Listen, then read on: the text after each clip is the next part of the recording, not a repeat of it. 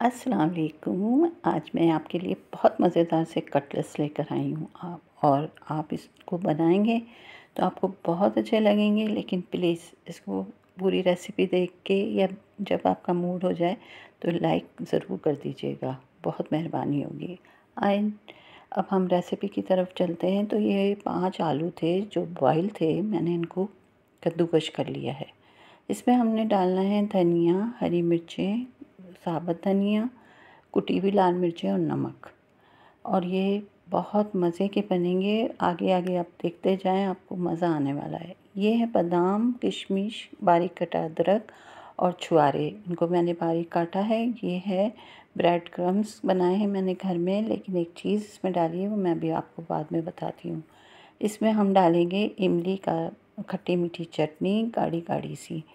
तो इसके साथ हम इसको बनाएंगे। और यहाँ हमने ये प्लेट खाली क्यों रखी है, ये हमने अभी मैदे को पानी में हल करना है, इस वजह से। और ये हरी मिर्च है ताकि मेरे कटलेट्स को नज़र नहीं लगे, ठीक है ना। तो हम सबसे पहले क्या करते हैं, ये तमाम चीज़ें जो हैं वो आलूओं में मिक्स कर लेते हैं अच्छी तरह से, ताकि हमारा ये हमेशा अच्छी तरह तैयार हो जाए। और आप अपनी पसंद से जितना भी लेना चाहें इन चीज़ों को ले सकते हैं। अच्छा जनाब, ये गाढ़ी गाढ़ी इमली की चटनी जो घर की बनी होती है, ये तकरीबन 1.5 टेबल स्पून मैं इसमें बादाम वगैरह में जो हमने काटे थे वो मिक्स कर देंगे अच्छी तरह से।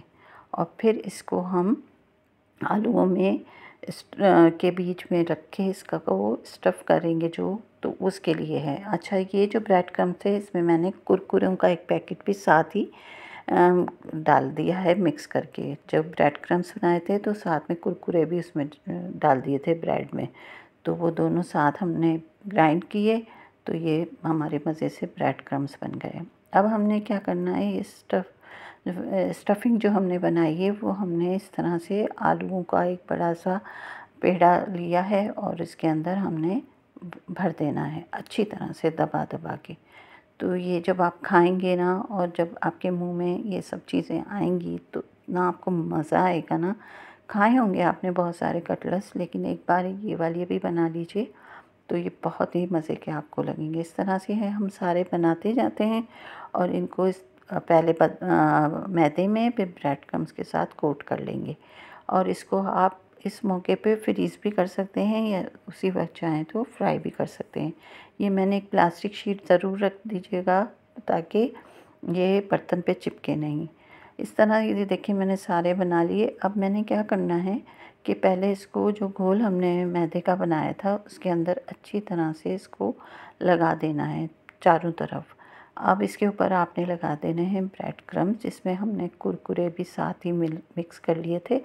तो ये देखें इस तरह से चारों तरफ इसको अच्छी तरह से दबा दबा के ये देखें कैसे लग रहे हैं। तारीफ़ कर दें भाई, लाइक कर दें वीडियो को। और इसी तरह से ये दूसरा भी मैं कर देती हूँ। और फिर इस तरह ये हम सारे बना के रख देते हैं। और आपका दिल नहीं चाह रहा अभी बनाने को, आप फ्रीज़ कर दीजिए। लेकिन अगर आप उसी वक्त बनाना चाहते हैं तो ये बेहतरीन, उस वक्त भी बनेंगे बेहतरीन, और फ्रीज़ करने के बाद भी बहुत अच्छे मज़ेदार से ये बन जाएंगे। तो मैं ये सारे तैयार करके और फिर इन्हें रख देती हूँ। तो ये देखें सारे तैयार हो गए अच्छी तरह से, सारा ब्रेड क्रम्स वगैरह लग चुका है। प्लास्टिक की शीट ज़रूर नीचे रखिएगा, और हरी मिर्च नज़र नहीं लगे मेरे कटलेट्स को इसलिए रखिए, आपको भी मज़ा आएगा। ऐसे एक हरी मिर्च ज़रूर रखिएगा। चले आए इसको फ्राई करते हैं। यहाँ पे हम डाल देते हैं ऑयल, जो भी आप घर में यूज़ करते हैं खाने पकाने में। और ये ज़्यादा ऑयल को एकदम गर्म नहीं करना है आपने, वरना जो है इसके अंदर एक हीट सी आपको महसूस होगी जो खाने में बुरी लगेगी। कभी भी ऑयल को बहुत ज़्यादा गर्म नहीं करते, इससे हीट आती है। अच्छा जी, ये हल्का सा बिल्कुल पैन गरम था जब मैंने ऑयल डाला था, इसलिए मैंने ये इसके अंदर डाल दिए हैं। और इनको हल्की आंच पे हम फ्राई करेंगे, क्योंकि ये ऊपर से हमें क्रिस्पी मिलने चाहिए फ्राई होने के बाद।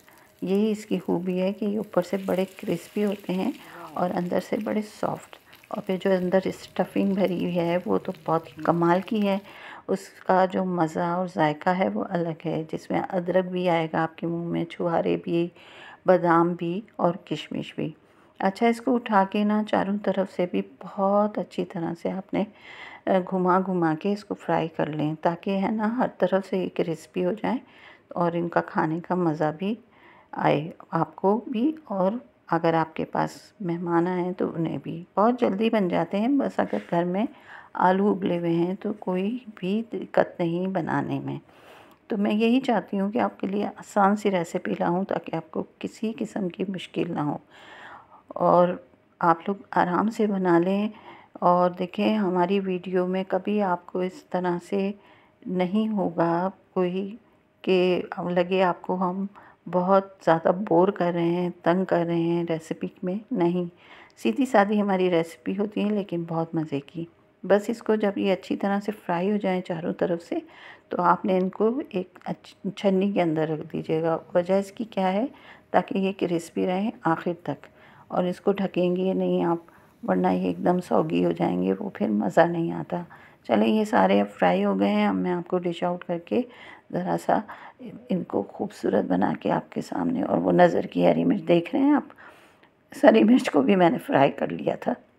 साथ मैंने हरे धनिए की जो चटनी होती है उसको दही में मिक्स किया है, ताकि हम इसके साथ इसको खाएं तो हमें बहुत सा मज़ा आए। तो कैसी लगी आपको रेसिपी? अच्छी लगी हो तो ज़रूर ज़रूर लाइक भी कीजिएगा और शेयर भी कीजिएगा, और प्लीज़ वीडियो को पूरा देखा करें और लाइक तो ज़रूर किया करें। फिर मिलेंगे किसी नई रेसिपी के साथ। अल्लाह हाफ़िज़।